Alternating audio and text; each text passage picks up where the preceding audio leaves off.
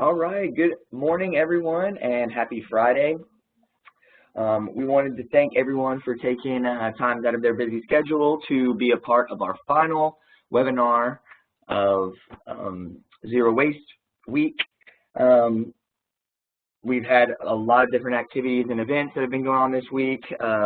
Really big shout out to Kelsey for pulling all this together and making it happen. So today we are going to be having a webinar entitled Re-Earthing Resources, and we're going to hear from Kelsey Davis and the Office of Sustainable Practices, and then also Michael Ryan from New Terra Compost. So this webinar is being put on by the Tennessee Department of Environment and Conservation in collaboration with New Terra Compost. And my name is Caleb Powell. I'm an environmental scientist for the Office of Sustainable Practices at TDEC, and I'll be hosting the webinar today for our wonderful speakers. Everyone is muted upon entry to reduce the amount of background noise, but if you have any questions, comments, or concerns, please feel free to ask those in the chat box. And what I'm doing right now is sending a chat to everyone so you can see where that chat box is.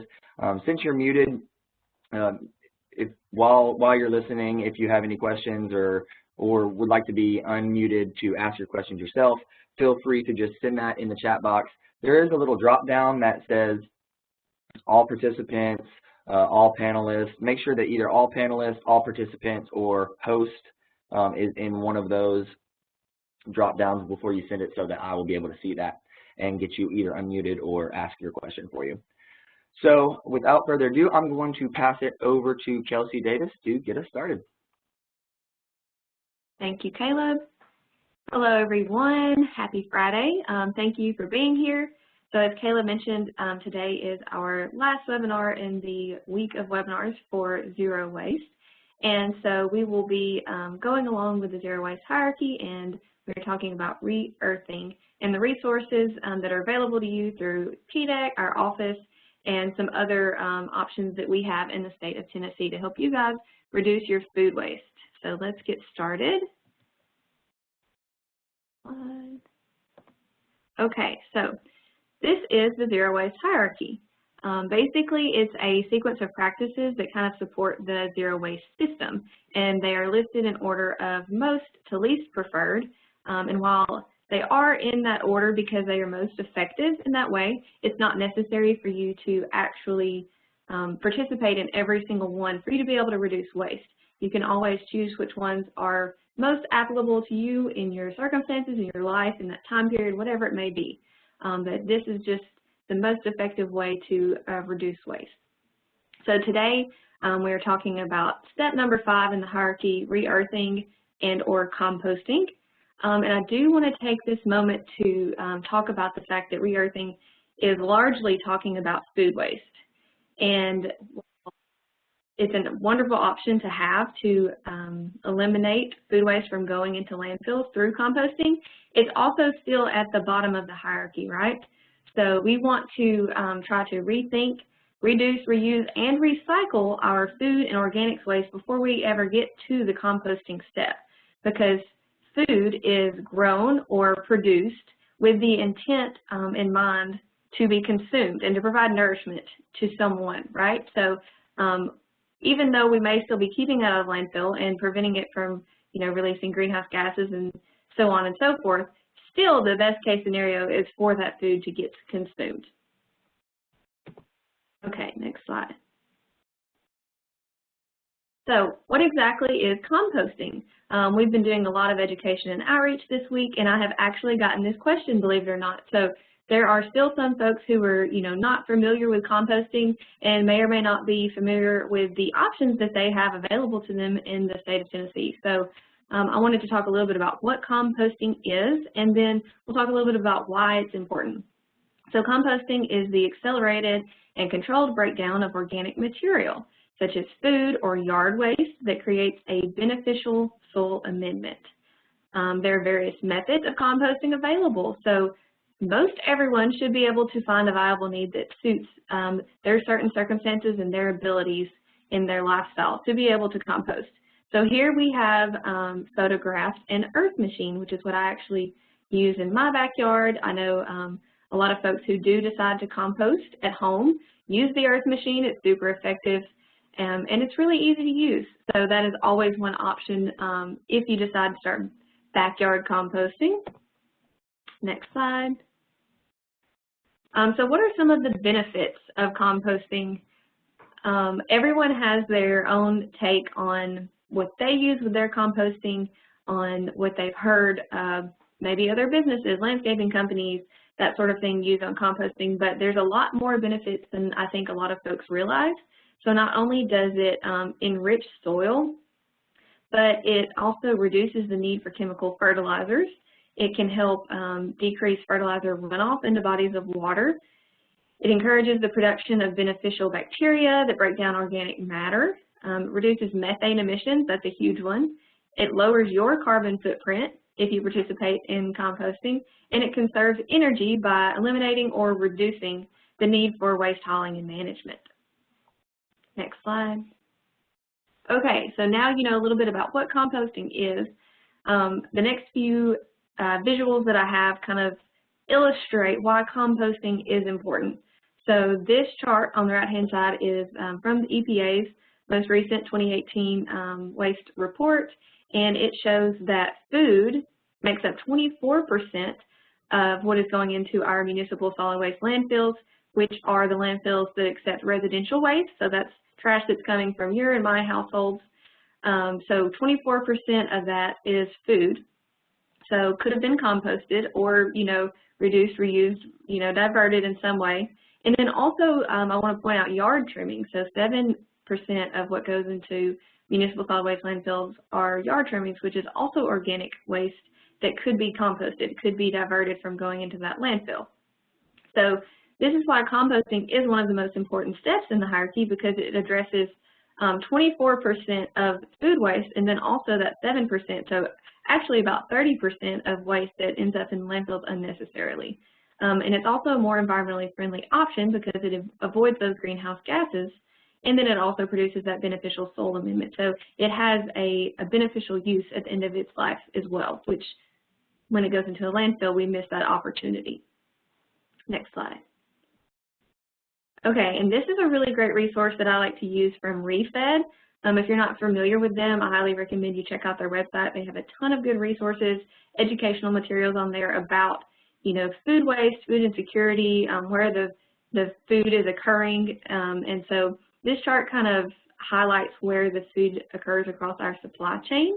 And the reason I like to use this is because, unfortunately, the vast majority of where the food waste occurs is when it is consumer facing or in our homes. So a lot of it is occurring at the residential level and from our individual decisions as consumers.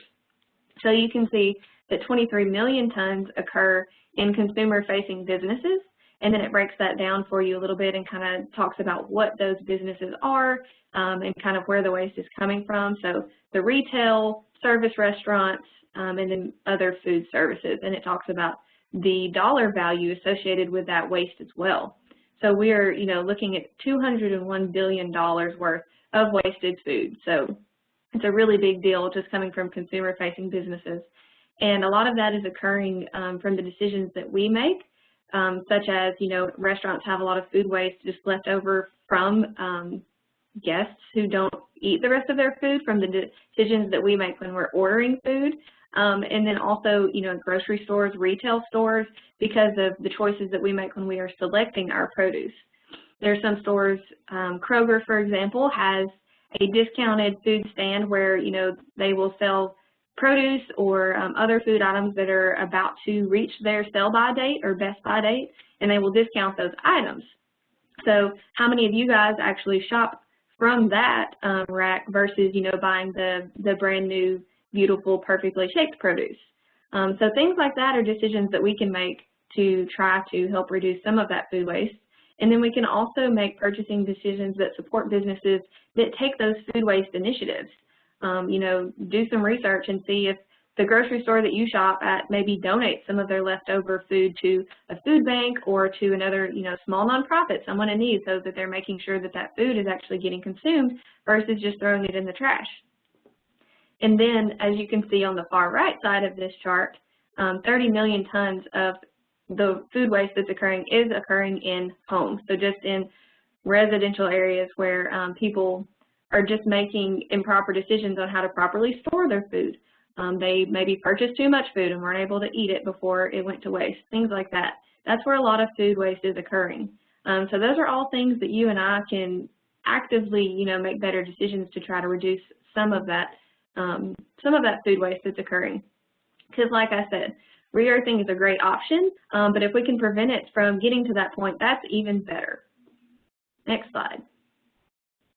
Okay, so if you are looking at re-earthing composting options in our area, what are your options? So the first option is vendor pickup. And this is basically residential composting options that are available in the larger metropolitan areas of Tennessee. And I have some resources that I'm going to share later in the PowerPoint presentation so that you can see if there's one in your area that maybe you aren't aware of. So this is a great option. It comes with some benefits and, some costs, but the benefits are that it's the easiest option. It's the lowest maintenance option. So most residential service providers for a monthly fee will offer a weekly, bi-weekly, they're all a little structured different option for picking up your organic waste from your home. So you don't have to manage the compost yourself. You don't have to worry about, making sure the ratio is right and everything. You just let someone else pick it up and handle it, and you're reducing your food waste in your own home. So it's a really great option, super convenient for folks who are available to have that service in their area. Another option is transporting organics for processing. So this can extend a little bit past the metropolitan areas.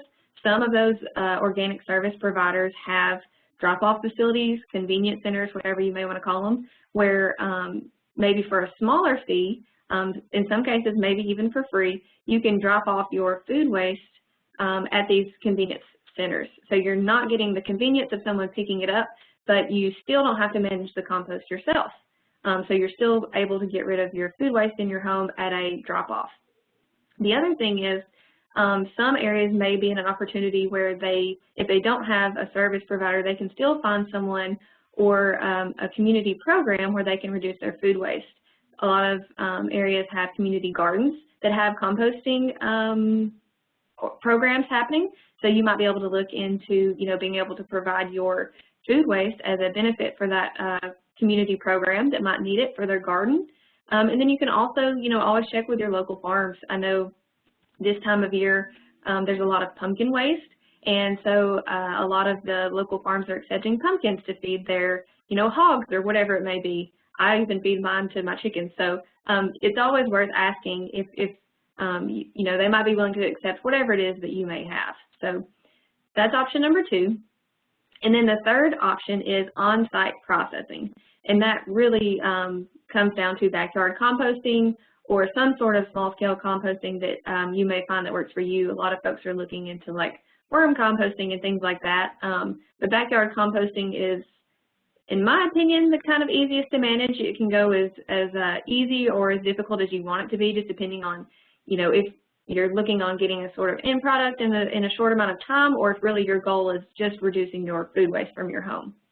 But it's a really good option, and it's a good option for communities as well. Like maybe you don't have the space in your own backyard, but you live in a suburban area or, a neighborhood that might want to have a designated space in your neighborhood that you can do this composting at. So those are some options that you have available to you, and then we actually have some resources that can hopefully help you reach those goals.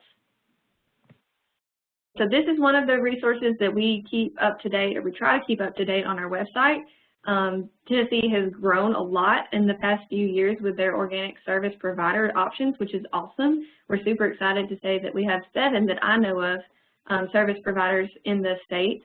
So we have, areas serviced from the greater Middle Tennessee area to Chattanooga, Cleveland, Knoxville, Johnson City, and Memphis. So we have a lot of options available for compost service providers in our state that we're excited to have. Next slide. We also have developed a brochure that kind of walks you through the process of composting at home, if that's something that you want to do. And you can also take this into a, medium, small scale neighborhood composting if you wanted to. The ratios, kind of apply the same. You need to make sure you have, your browns and greens and you're taking care of it and mixing it. We will be sharing this PowerPoint with everyone afterwards, so you can click on all of these links and check out the brochure and all of the other resources on your own time. But we have some really cool things kind of developed on our solid waste management page for TDEC, and then also our zero waste page that I will share with you guys too. So re-earthing in the office. Previously I've been talking about re-earthing at home, but a lot of folks are, going back into the office these days, and so there's a lot of food waste that happens in the office as well. So we wanted to develop some opportunities and some resources for folks to take action and reduce food waste in their office. And it's not something, that has to be just a ton of effort. It's not something that, we want to be a burden. It's just something that we wanted to be able to provide resources for to make it easier for folks who actively want to make a positive change. So we have this very straightforward organics collection guide for businesses, restaurants, hospitality operations. You could also, print this out and put it on your refrigerator at home. It's very applicable for most instances. So small scale composting, it has your left-hand side for, yes, things that you can put in your compost bin and your organics collection bin that can be composted. And then on the right-hand side are things we recommend you do not put in your compost bin. Now, if you have a large-scale service provider, your collection might look a little bit different, and I recommend that you go by what they recommend versus this chart, because they are the service provider and they're composting on a much larger scale than you may be, in your backyard or at your office. So they might be able to accept things, for example, meat and bones, that probably wouldn't be a good idea for you to put in your small-scale compost. We also have developed this guide to create an organics collection program in your office. And we actually use this guide ourselves in our office to implement an organics collection program on our floor of the building. So our whole floor participated, and we had our organics collection bins in the break room, we called it, sort of a kitchen area. And it went really well. We were able to divert a lot of waste while we were in office, but most of us work from home these days, so we no longer participate in this program, but it's still a really great resource. If that's something that's applicable for you, I highly recommend you check it out. It walks you through all the steps of, who you should talk to, what your options are as far as service providers. So it's a really good resource. Okay, and then this is the zero waste page that I mentioned previously, and these resources were kind of designed with everyone in mind. So we have some that are really great for businesses, some that are great for the hospitality industry, and then some that are just great for, your typical Tennessean resident, you and me, if we're just looking for some, information on how to reduce waste in general. So these are, the ones that I have listed here are food waste related. So we have how to conduct a waste audit, and that's a really important step so that you can kind of see your numbers, kind of figure out where you're starting. It's important to, be able to track your progress if you want to actually see if you've made a positive impact. So conducting a waste audit is important to be able to see what your biggest waste generation is, and that way you can see, how you can make the biggest impact. We also have this food waste reduction decision tree on the right-hand side. This one is more for businesses, but you can absolutely follow along and just kind of read the questions. It walks you through some of your options on, what you're looking for that might be the right fit for you and your business or your nonprofit or organization, whatever it may be. And then it has some resources and some other websites linked along the way. So that's a really good resource. We have the organics collection guide that I showed you earlier, compost service providers. We have a little resource about deciphering product labels, because I know those can be very confusing, not only with composting and whether it's biodegradable or compostable, and then also, recycling labels are all very confusing. So we have a good resource on that, biodegradable versus compostable, and then that composting at home brochure. So I highly recommend you check out our Zero Waste website. There's a ton of good stuff on there. And it's good to just keep that in your back pocket so that if you do start small and just start with a waste audit, and then you get used to that and then you want to take the next step, you can always go back and try the next thing. Okay, next. Okay, and then these are just some additional resources that I use in my everyday life, and that, you know, if you're trying to spread the word or, you know, share some of this with your friends, family, neighbors, just some really good high-level facts that kind of help folks understand why composting is important, how it's effective, and how to do it. Okay, so hopefully that was a quick and easy high-level overview of re-earthing and the zero waste hierarchy and why it's important. But today we have Michael Ryan with us here from Nuterra, and we are super excited to be able to ask him some questions since he is owner, operator of Nuterra Compost, and then also, you know, boots on the ground and can show us a more realistic view of how the composting works and some of the impacts that they've been able to have. So, Michael, I'm going to go ahead and ask you our first question. So if you would please just tell us a little bit about Nuterra Compost. Sure thing. So, well, thank you for putting this on today, Kelsey. This is great. You always do the best job with your presentations, and I really appreciate it. So Nuterra Compost started in December of 2020. You know, it was in the middle of a pandemic. The waste stream doesn't stop, unfortunately. And we decided, like, what can we do to make a difference? We all have kids. I grew up on a farm. Composting was something normal for me. So we said, well, how can we do this on a much larger scale? We started that summer of 2020 with a small program where we were doing buckets and things with friends and family. And then in December, we started our facility, which is where I'm at today. And once we got that going, I mean, we're almost 2 years old, and we've diverted over 1 million pounds of food. This is residential, commercial. We compost with restaurants and places all over town. So yeah, it's turned into a much larger thing.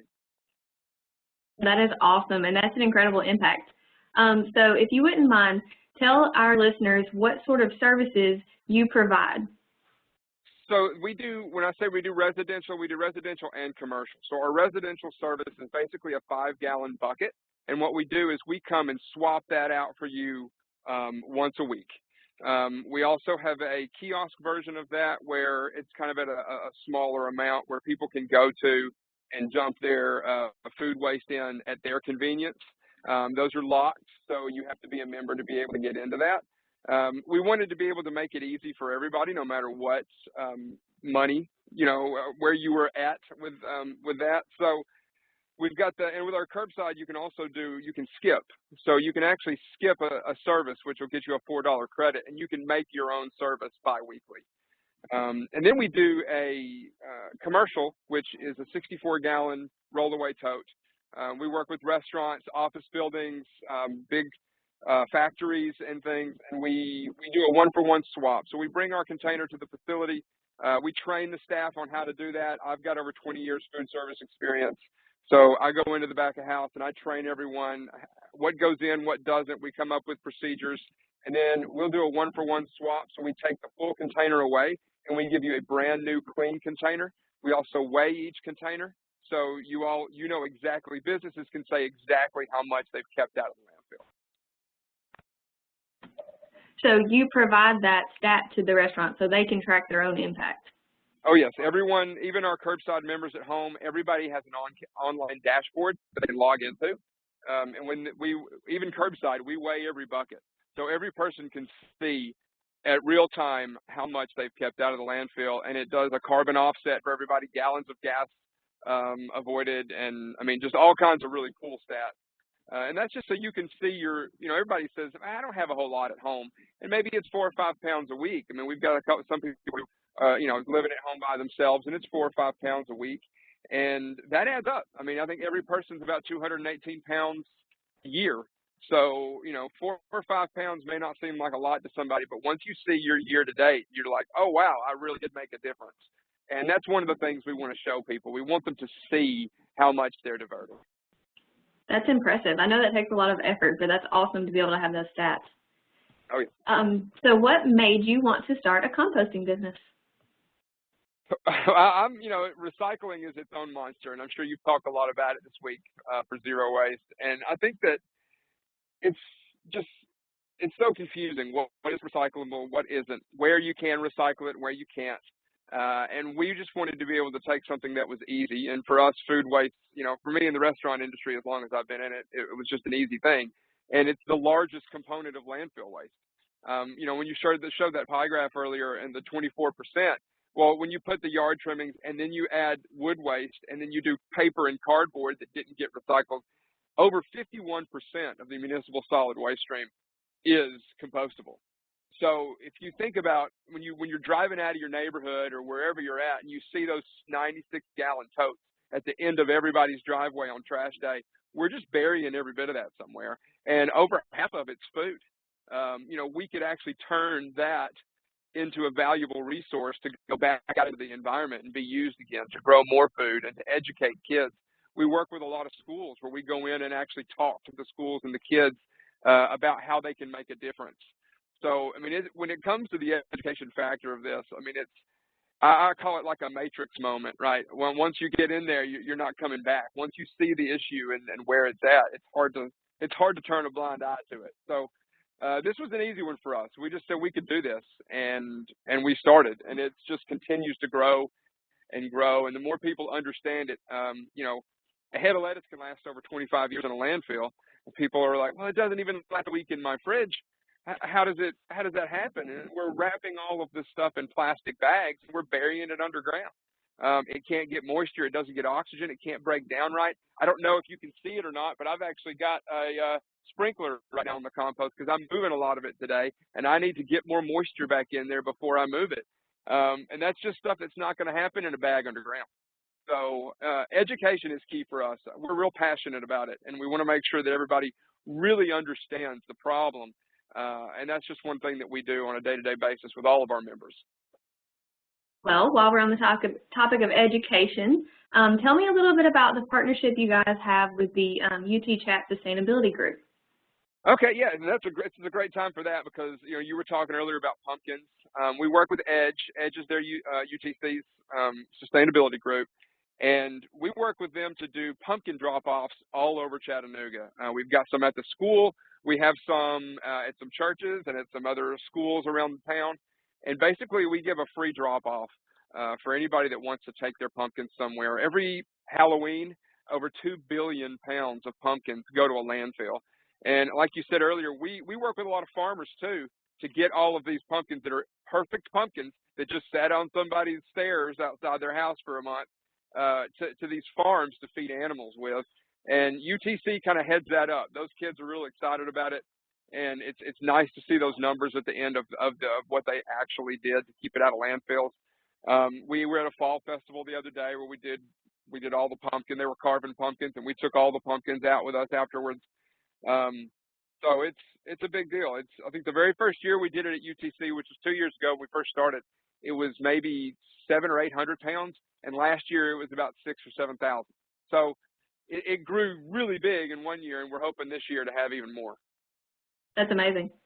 Okay, so you went ahead and got my other question, so thank you for answering that. But what I will do is, folks, if you have any questions for Michael or for me from the presentation, go ahead and put those in the chat. And since Michael is out in the field, if you don't mind to just kind of show us around a little bit, folks can Sure. Ask any questions along the way. All right, let me see if I can turn this around. You can just see what I see. All right, does everybody see where I'm going with it? Yes. All right, so this right here, this is one of our 64-gallon containers. This is what you'll see at all the restaurants and everything around town. Our drop-offs are the same way, but they're locked with a code. So all of our drop-off members would actually dump all of their food residuals and food waste into those. What you see back here, this is an old dump truck bed. This was one of my daddy's ideas. This is basically where we dump everything in. You can see our truck right over here. It backs up to this container, and we dump all the 64-gallon containers into this. We have a bed of wood chips here. We use wood chips in the composting process as a bulking agent, just to kind of help air pass through when the blowers are going. So we dump everything here. We clean every one of our containers out, so every one of them are clean when they go back, and then we retain all that moisture in the wood chips. After that, our tractor well, it fits in here perfectly, so we don't have to worry about food going anywhere. As you can see, this was used today. There's about 3,000 pounds of food that went through this, and it doesn't look dirty at all. We clean the entire thing out when we're finished, and then we move everything over here to, these are what we call our active piles. We have a blower on the other side that's on a timer.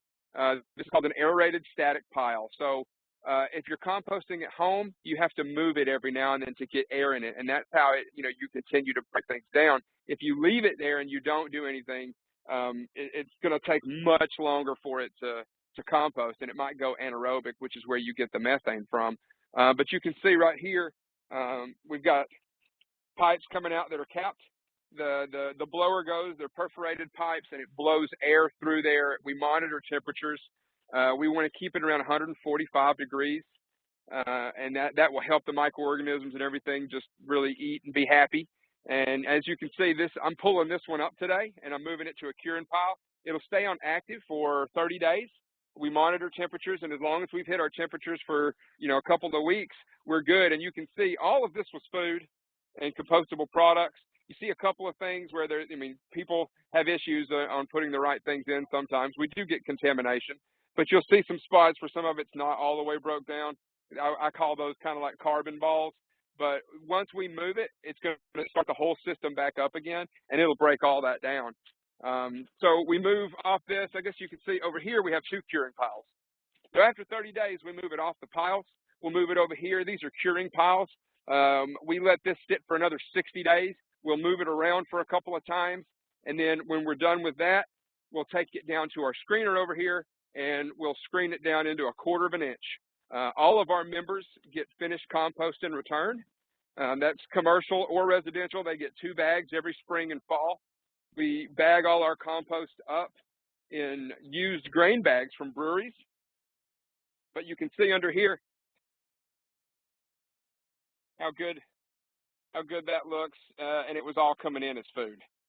So, and then, when we're talking about the composting process, I want to point out, it's not all coming from your homes.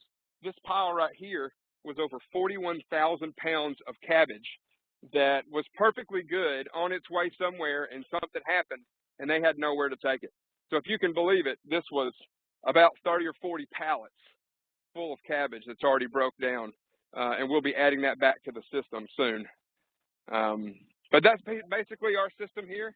It takes 90 days to get it in and out and keep it out of the landfill. Wow, that is an impressive operation, and you're right, the compost looks beautiful when it's finished and screened.